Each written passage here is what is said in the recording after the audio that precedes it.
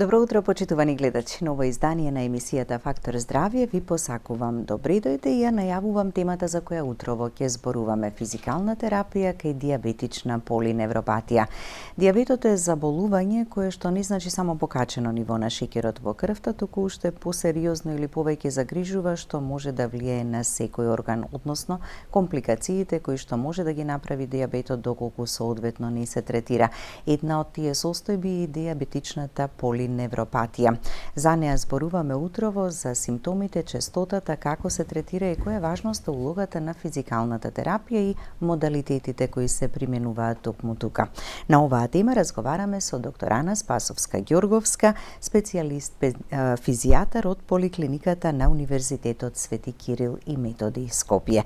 Добро утро, доктор Ана, и добре ни дојдовте. Добро утро, ви благодарам пред се за поканата. Ми е чест да гостувам во вашата емисија и се надевам дека ќе го задржиме вниманието на комплетно на публиката. Така.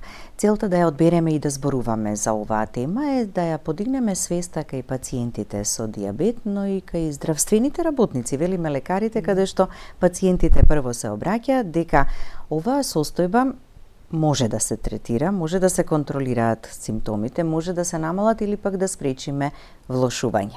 Зошто е важно да зборуваме за ваква тема? Така е. Физикалната терапија е една од гранките која што може директно да помогне во насока на супримирање на симптомите кај оваа група на пациенти кои што досега генерално беа третирани со медикаментозна терапија, со суплементи, витамински препарати и слично, при тоа со ограничено време на действување реално на целата таа терапија.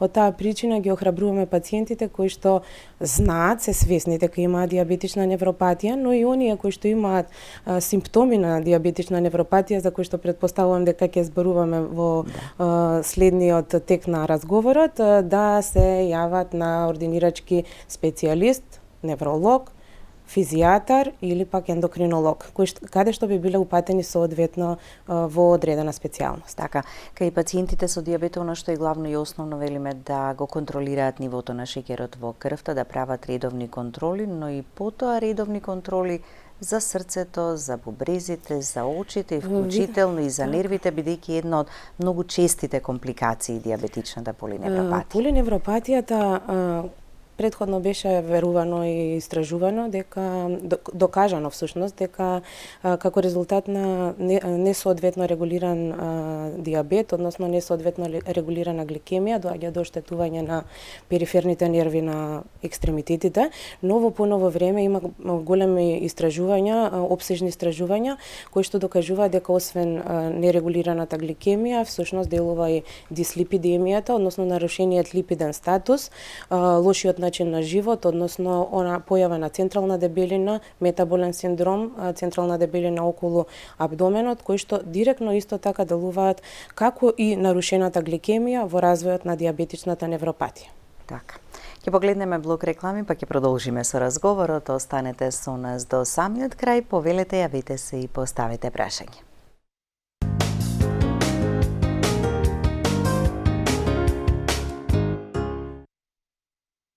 Со доктор Ана Спасовска-Ѓорговска, специјалист физијатар од Поликлиниката на Универзитетот Свети Кирил и Методи Скопје, зборуваме за физикалната терапија, улогата, важноста кај диабетичната полиневропатија.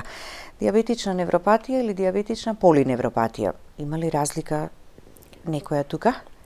Вака, во суштина, кога зборуваме за диабетична невропатија, ние медицински го дефинираме како симетрична, периферна, сензорна или сензомоторна полиневропатија. Всушност, што би значило тоа? Генерално, кај диабетичарите, кај пациентите кои што се со диабет, страдаат симетрично, неселективно нервите и секогаш целиот процес започнува од периферија. Што значи тоа? Секогаш започнува од прстите на нозете, кон глуждот, кон подколеницата и многу често пациентите многу добро си ги опишуваат симптомите, односно чувство на чорапи. како чувство како да носи чорапи. Тоа многу значи во настока и на дијагностика, бидејќи не секоја болка или трнење во нозете значи дијабетична невропатија. Во таа насока исто така важи и за рацете. Периферија секогаш започнува од прстите. Симетрична викаме бидејќи најчесто се јавува на двата екстремитети, лево и десно. На тој начин и можеме и да тоа ни помага и во насока на диференцијална дијагноза на состојбата, сензорна или сензомоторна. Тука зборуваме во зависност од кои нерви се оштетени, сензорни или моторни или комбинирано.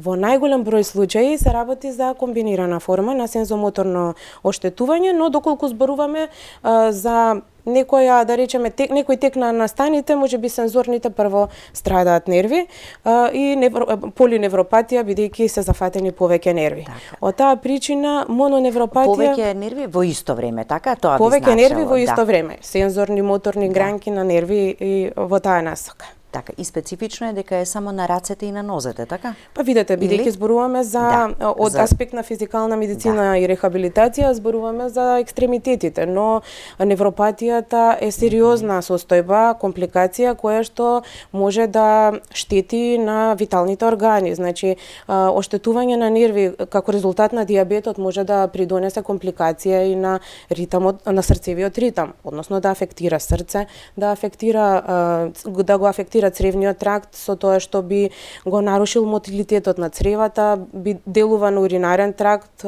често веќе познато помеѓу популацијата уринарна инконтиненција и слично. Значи, невропатијата неселективно делува, но целта е да го одржуваме дијабетот и да спроведуваме лекарски совети за да не дојде до овој непосакуван исход. И да не дојде до влошување. Да.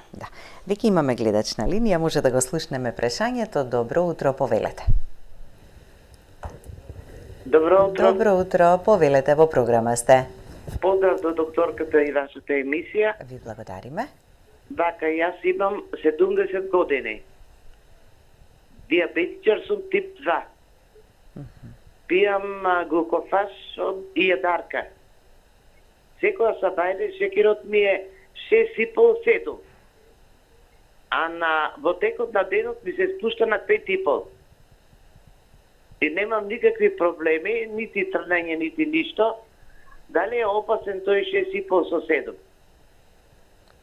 Така, а правите ли дополнителни прегледи и испитувања редовни кои што треба да бидат и на видот, на очите, срцето, а еве и кај невролог, па неврологот може да забележи доколку, односно да ве посоветува и да немате симптоми, да почнете нешто да применувате за да не дојде до оваа состојба за која што зборуваме. Сум била секаде, и наочно сум била и на кардиолог, немам проблеми никакви.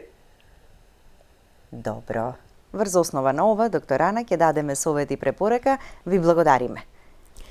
Од аспект на физикална медицина и рехабилитација не се оплакува пациентката на проблеми, но се жали на утринска гликемија која што е нешто над нормалата.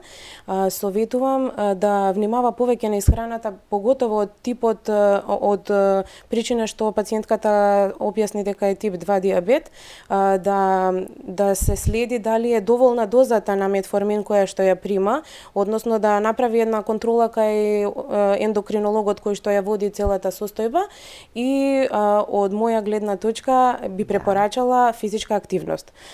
Физичка активност, пешачење по пола час, отприлика 30 минути дневно, поготово после оброк би било совршено во насока на регулирање на гликемијата. Можеби првично е подобро да се обиде пациентката со овие совети кои што ги ординирам, па соодветно на тоа доколку не делува на висината на гликемијата, да се јави кај ендокринолог за модулација на дозата. Така. Колку е честа дијабетичната полиневропатија како компликација од дијабетот? Така. Видете, знаејќи дека над 320 милиони жители ширум светот боледуваат од дијабет, половина од нив развиваат дијабетична невропатија. Со различна честост на јавување, односно во првите 10 години од развиен дијабет, веќе можеби кај 30% од пациентите се јавуваат ова диабетична невропатија. Во следните 10 години, односно во 20 години состојба со диабет, веќе процентот е над 50%, соодветно на тоа кај половина од нив е болна диабетична невропатија, значи следена веќе со симптоми. Соодветно на тоа можам да кажам дека половина од пациентите не се свесни дека имаат диабетична невропатија, а реално ја имаат, а веќе пациентите кои што ги препознаваат симптомите се жалат кај докторите каде што се често во ординација, тоа се нашите колеги ендокринолози и невролози. Така. И тука е оној мултидисциплинарен пристап кон пациентите, така, или кон тоа диабетот, зошто е важен? Тоа е суштински, можеби, од причина што овие пациенти не се многу често во ординациите на физијатрите. Да. Најчесто се во ординациите кај колегите од ендокринолози, специјалисти и невролози, кои што во состојба на потреба да аплицираат некаква терапија, секогаш колегите ординираат медикаментозна терапија, бидејќи ги имаат тие ресурси. Што аплицираат во зависност од состојбата и на пациентот, значи најчесто или се ординира витаминска терапија ако се смета дека е некоја почетна фаза на диабетична невропатија, или дополнуваат со алфа-липоична киселина која што генерално солидно делува на оваа состојба, но сето тоа е од времен карактер. Кај посериозните состојби многу често знаат да дадат докторите и аналгетици кои што имаат најчесто незадоволителен ефект, па прогредира третманот кон апликација на опиоиди, на антиепилептици, на антидепресиви, кои што навистина пациентите и тешко ги поднесуваат и повторно третманот е од времен карактер. Од тука идејата да се подигне свесноста и кај матичните лекари да упатуваат пациенти со диабетична невропатија кај физијатри и кај нашите колеги ендокринолози, невролози, сите кои што директно доаѓаат во контакт со овие пациенти, од причина што со физикалната терапија и со кинезитерапијата ние можеме да помогнеме најнапред во симптоматско подобрување на симптомите кај овие пациенти, а на подолг рок се надевам дека и на невролошко ниво. Така. Многу е важно сето тоа и верувам со внимание го следат нашите гледачи, посебно оние кои што го имаат проблемот, ги споменавте дел од симптомите, како чувство чорапи да имаат постојано на нозете. Так. Дали некогаш ја губат и осетливоста, па тоа од друга страна носи друга опасност дека може да се повредат, може да не почувствуваат ако се боцнат на нешто или ако се изгорат. Тоа многу често се случува. Дали се тоа симптоми веќе во поодмината фаза? Невропатијата се детектира со неврофизиолошка процедура. Зборувам за квантитативна детекција, односно диагностика. Се останато е симптоматско, субјективно и од страна на клиничкиот преглед и невролошкиот преглед на докторот. Значи, овие пациенти се жалат на болка, која што не поминува со аналгетик, на чувство на трнење, мравење, пецкање, боцкање како со иглички, чувство на нарушена терморегулација, односно чувство на студенило или чувство на жарење, жежење на екстремитетите. Многу често овие пациенти се жалат на намалено чувство на допир, исто така и на намалено чувство на разликување на топла од ладна вода. При туширање тоа го забележуваат многу често. Оној синдром на облечени чорапи кога се боси и многу често пациентите знаат да кажат дека чувствуваат перничења под нозете кога се движат. Тоа е една фаза во која што веќе се развиени невролошки симптоми и веќе навистина сериозно треба да се обратат на специјалист. Тука веќе воопшто не треба да се чека. Не треба да се чека, може да се помогне. Нема потреба, значи, да се чека, но исто така има и состојба во која што комплетно не чувствуваат пациентите допир. И таа е една ризична фаза во која што пациентите можат да се повредат несвесно, да се изгорат несвесно, тоа најчесто се случува во летните периоди кога се движат по песок. Чувството на топлина комплетно го нема и всушност на тој начин пациентите можат многу лесно да се здобијат со изгореници кои што понатаму може да имаат многу сериозни реперкусии од типот на развивање на улкуси, кој што е сериозна компликација кај пациенти со диабетична невропатија од причина што еден безазлен улкус или раничка која што ја можеме народски да кажеме, може да се развие, да се искомплицира, да се создаде бактериска суперинфекција која што многу тешко може да реагира на соодветни антибиотици и да прогредира во гангрена и како најнепосакуван исход ампутација на прст, повеќе прсти, дел од стапало, што е реално тежок инвалидитет. Да, а сме слушали и за такви случаи до кои што дошло токму заради диабетот и компликациите кои што ги прави. Имаме двајца гледачи на линија. Добро утро, повелете, ве слушаме. Добро утро. Добар ден, повелете. Јас сум Вие сте, да. На двете колена имам големо оштетување на рскавицата, артроза или како, стеснување на коскениот зглоб и многу во десното има веќе 5 години, во левото пред 4 месеци, али многу големи болки, не само при движење во левото и при седење, например. Сакам да прашам докторката, дали е покорисно да се движам или е покорисно да мирувам?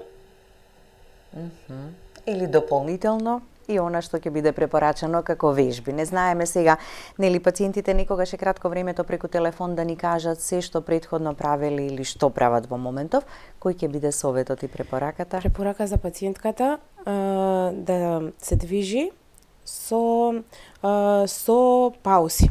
Односно, колената кои што се многу оштетени на предната гонартроза и да сугерираме потешки вежби или подолго движење, пациентката не е во можност. Движењето секогаш ги охрабрувам пациентите да се движат затоа што суштината е тоа. Одржувањето е најчесто преку кинезитерапија, односно движење, пешачење и слично. Никако да не остане пасивна во кревет, но секогаш да пешачи со паузи. Така, на рамна површина? Најдобро на рамна површина, бидејќи скалите не одат во прилог многу на колената, така и угорнините. Воопшто нагоре, кон горе. Во исто така, значи, пешачење на висина тешко, на удолница уште потешко за оштетени колена, секогаш на рамна површина, но со паузи. Така.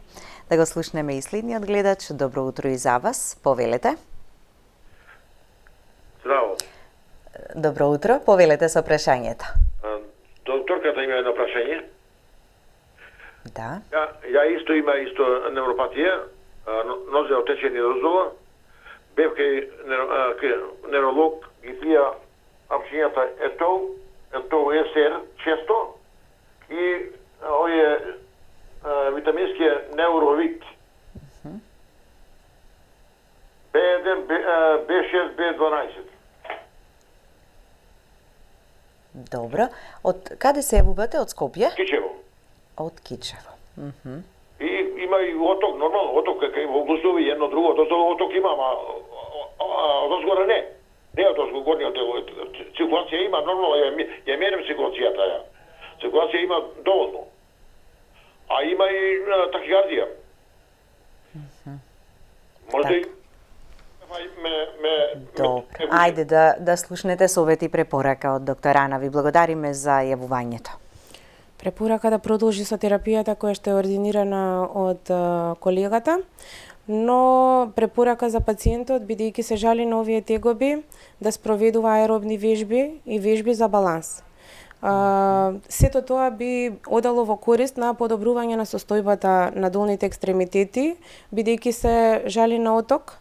Со аеробните вежби ќе може да потикне циркулацијата и во настока на тоа да се намалат и отоците, бидејќи на тој начин ќе може да си помогне и во насока на супримирање на отокот и во насока на невропатијата која што има. Вежбите баланс исто така се суштински да ги спроведуваат овој тип на пациенти од причина што пациентите со оштетување на периферните нерви многу често знаат да немаат баланс соодветен и тоа е ризик од рамнотежата ја немаат и од таа причина тоа е ризик за пат и повреда во иднина. Значи советот е да спроведува вежби. Така. Да го слушнеме и следниот гледач. Добро утро и за вас. Повелете. Да, гледачот веројатно се исклучи, јас се надевам и верувам ќе се обидете уште еднаш да се јавите, ќе погледнеме блок реклами, па продолжуваме со разговорот, останете со нас до самиот крај.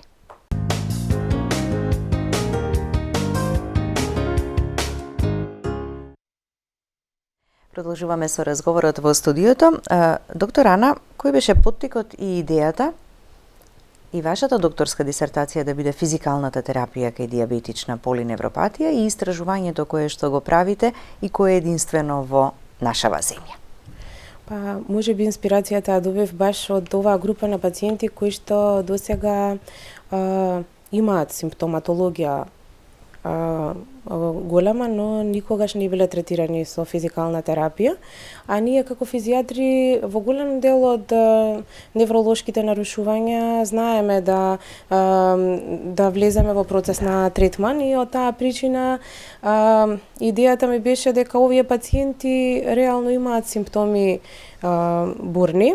Значи, сите овие симптоми што ги спомнавме претходно се купирани со медикаментозна терапија и некако фокусот се остава на основната болест, на регулирање на гликемијата, на диабетот и негово контролирање, но екстремитетите остануваат како малку запоставени. Од таа причина, можеби, групата на пациенти е голема, многу често развиваат компликации и од тука ја добив идејата да ги вклучиме во процес на истражување.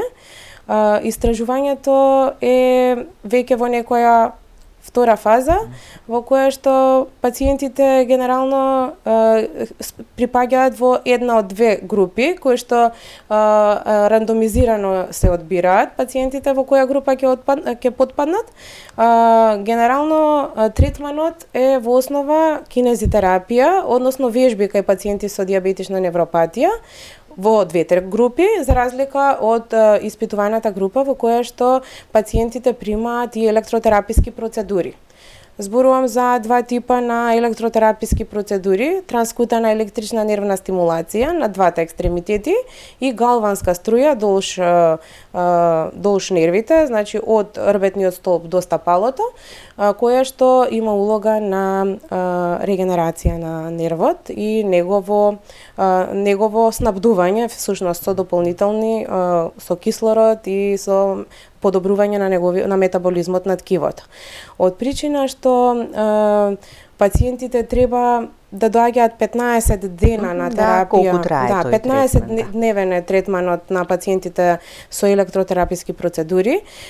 Всушност, целта на истражувањето е да подобриме функционалната состојба на пациентите, да намалиме болката, односно да постигнеме аналгезија и да ги намалиме невролошките симптоми, сите овие симптоми кои што ги чувствуваат на периферија. Така, подобрување на циркулацијата се постигнува и ред други нешта, така кои што одат во прилог. Индиректно се постигнува со електротерапијата и подобрување на ниво на циркулацијата на крвните садови и од таа причина и подхраната на нервот, на нервите на периферија се подобрува, се блокираат оние, се доаѓа до блокада на рецепторите за болка и на тој начин се постигнува аналгезија, но суштински кај оваа група на пациенти би сакала да го поентирам вежбањето.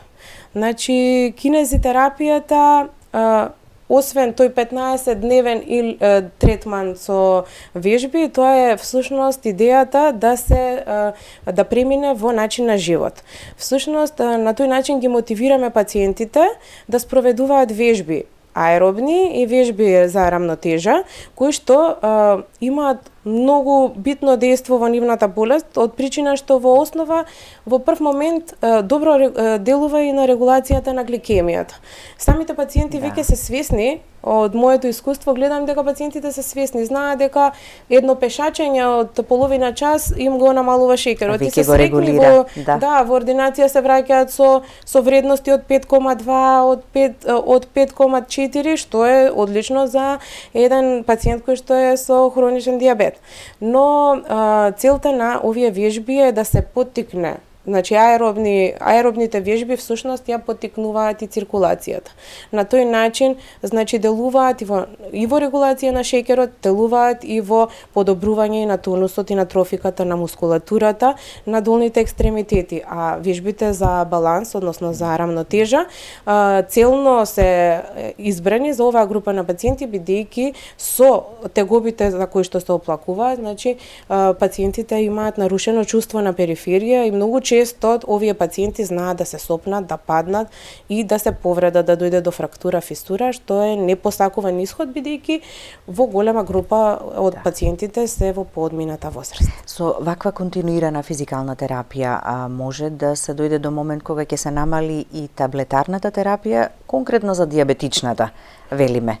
Кај тип 2 дијабет, или дополнителните суплементи и сето она што треба за состојбата да го примаат. Да, целта на физикалната терапија е всушност да се намали внесот на аналгетици. Бидејќи овие пациенти, барајќи го решението на проблемот, најчесто земаат нестероидни антиинфламатори кои што освен што не го решаваат проблемот, дополнително ги оштетуваат и другите органи и го оптоваруваат целиот организам.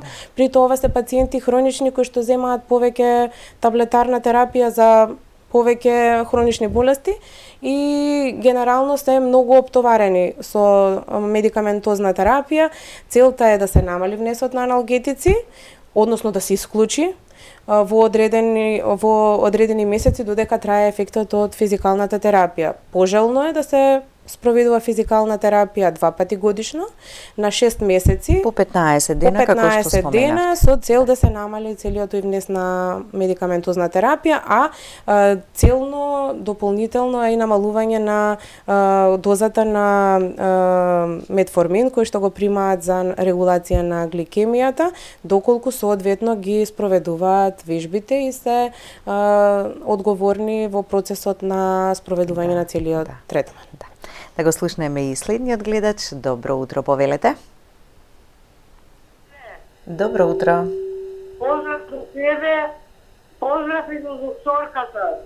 Ви благодариме. Јас се јавувам дека некако не сум и добра. Вака ја гледам секој ден емисиите ви ги гледам. Ја имам тешка болест, системска склероза.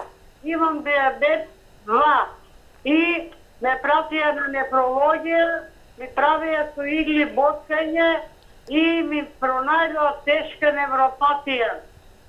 Сега има црвење, многу се жалев на докторката и ме водат тамо во државна болница и ми дадоа одам на секој 3 месеца, не сум добра и сега со болеста имам системска склероза и не можам да се движам убаво.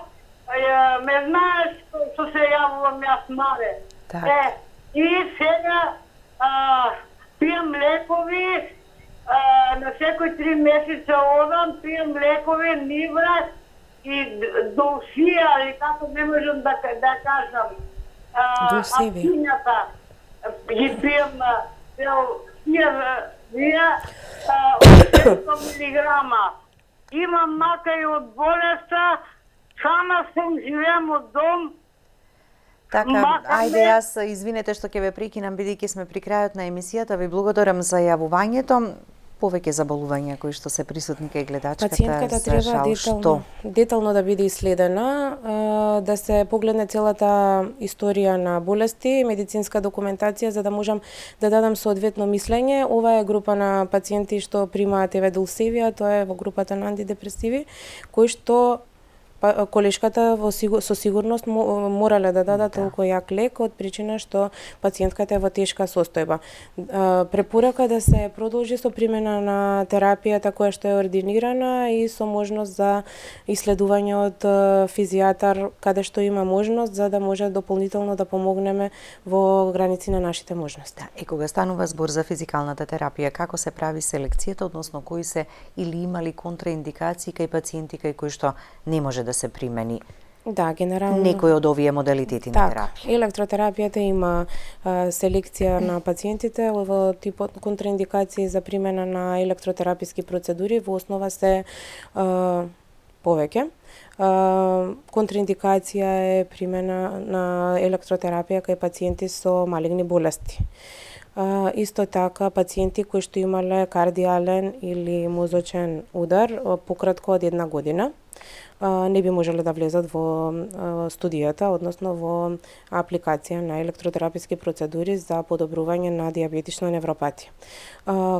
Имплантати, кардиални импланти, исто така пейсмейкер вграден е контраиндикација.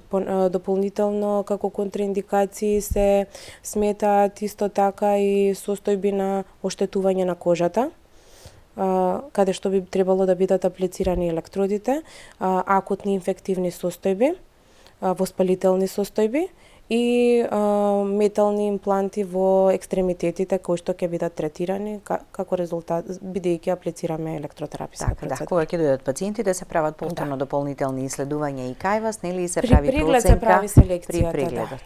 да. При преглед се прави главната селекција на пациентите, а исто така и диагностика.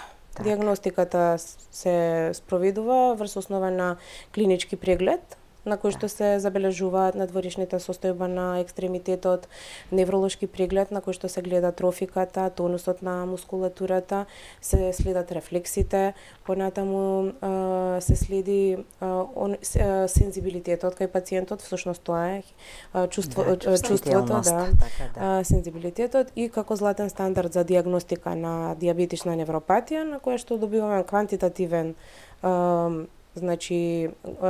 квантитативна вредност е електромионеврографијата како неврофизиолошка процедура. Така, да. Ви благодарам за гостувањето. На самиот крај сме, мораме да завршиме. Уште една порака во збор 2 дека пациентите со дијабет треба да се подобро информирани и да знаат дека и физикалната терапија во многу може да помогне во контролирањето на симптомите на Така, ги мотивирам пациентите да се јавуваат на физијатар, да бараат решение на проблемот, на тој начин ќе го намалиме внесот на аналгетици, а ќе подобриме функционалната состојба, па и квалитетот на живот, бидејќи овие пациенти со повеќе коморбидитети многу често знаат да ги афектираат и психосоматските болести. Така, ви благодарам уште еднаш, а благодарности до вас, почитувани гледачи, за вниманието со кое не следевте. Останете и понатаму со програмата на ТВ24. Имајте убав и пријатен ден.